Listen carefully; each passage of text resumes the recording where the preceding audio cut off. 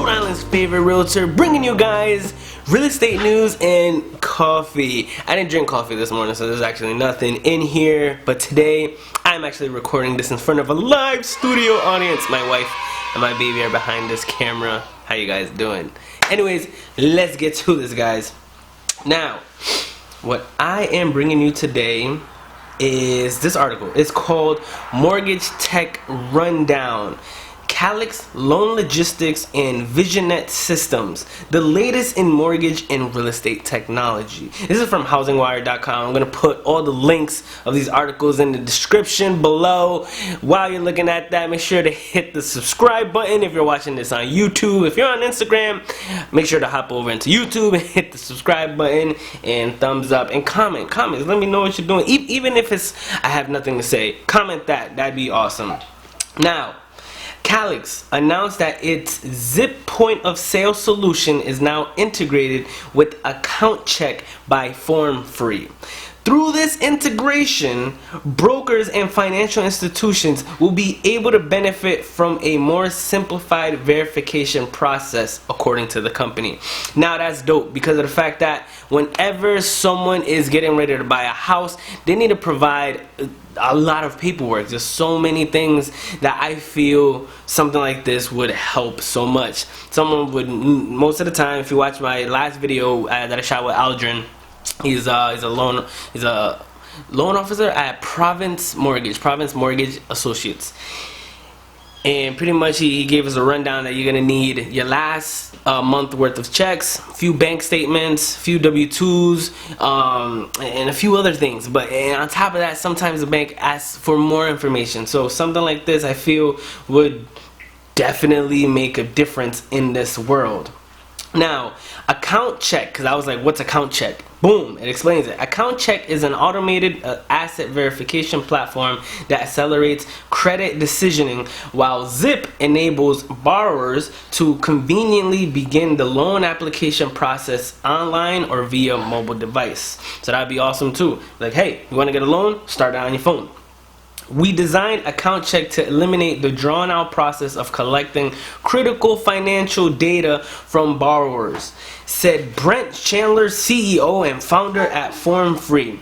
By integrating with Calyx, we're helping more mortgage originators verify assets, income, and employment efficiently and effectively, while also improving customer satisfaction. Boom! On to the next article. Fannie Mae lowers existing home forecast as sales will decline this year.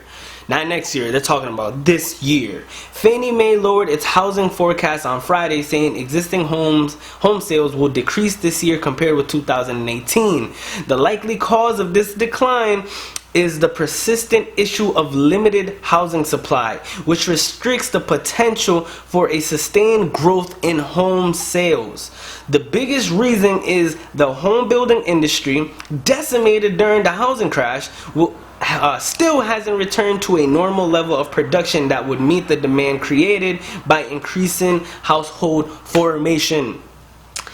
Despite positive sentiment and a continued decline in mortgage rates over the month, despite positive sentiment and a continued decline in mortgage rates over the months, purchase mortgage applications have declined in every week since mid-July, Fannie Mae said. So I feel them on this, guys, because right now there is not a lot of supply in the market. So if you're someone who's thinking about selling, right now is the time to sell, just because of the fact that you put your house on the market, the whole world's going to be coming to you because there's not that many homes. Supply and demand. When supply is low, demand's high. When demand is high, supply is... We'll get into an economic breakdown another day. But right now, supply is low, demand is high. Alright, so what it's going to do is going to boost up the price. It's going to boost up the value in something that's not really just sitting around. Wow, my battery on this camera is really about to die. I thought this was full. Boom, we're about to finish up right here. Anyways, again, all these articles are going to be in a link below. Click on them if you want to see the full article and see what else that I missed. I didn't really miss much, in my opinion, because I'm bringing you the most important stuff, some of the most interesting stuff. But on to the next article. HUD's proposed rule targets fair housing discrimination lawsuits. The Department of Housing and Urban Development has proposed a rule that makes changes to how fair housing rules are interpreted, a move that critics argue could severely limit housing discrimination lawsuits going forward. So, what they're saying in this is that they're just making something a lot harder than what it was before. So if I wanted to file a lawsuit for discrimination, they're just gonna make it harder for me. Now HUD has proposed a rule that would overhaul what's known as the disparate impact rule, which has been used as a way to enforce the Fair Housing Act. The rule stems from a 2013 regulation that created uniform standards for approving policies that are considered discriminatory, even if discrimination was not the policy's intent. This proposed rule is intended to increase legal clarity and promote the production and availability of housing in all areas while making sure every person is treated fairly under the law, said Secretary Ben Carson in a statement. Ben Carson, that's a dude who has a book called Gifted Hands, and he ran for president. I read that book when I was younger. It's pretty cool. It's pretty dope. However, some fair housing advocates argue that the HUD's proposed rule would make fair housing lawsuits nearly impossible to prove. These changes are designed to make it much more difficult, if not impossible, for communities of color to challenge discriminatory effects in housing. Diane Yentel, president and CEO of the National Low Income Housing Coalition.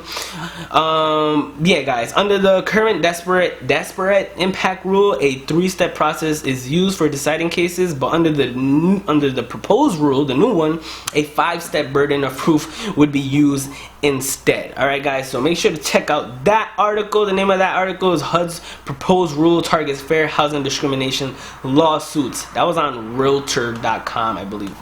Again, all the links in the description below. Now, this is something that just caught my attention. I thought it was super interesting, so I want to bring this article to you guys. New York City's Gotham nickname isn't from Batman. It's a centuries-old insult. I didn't know that. I knew Gotham, the word was in existence before Batman was created, because of the fact that there's a real estate company in New York called Gotham Realty, and I thought that name was dope. And I think when I went to look it up, they've been around since before Batman came out, so that was really dope. So that's how I kind of knew it didn't come from Batman. But translated, Gotham means Goat's Town.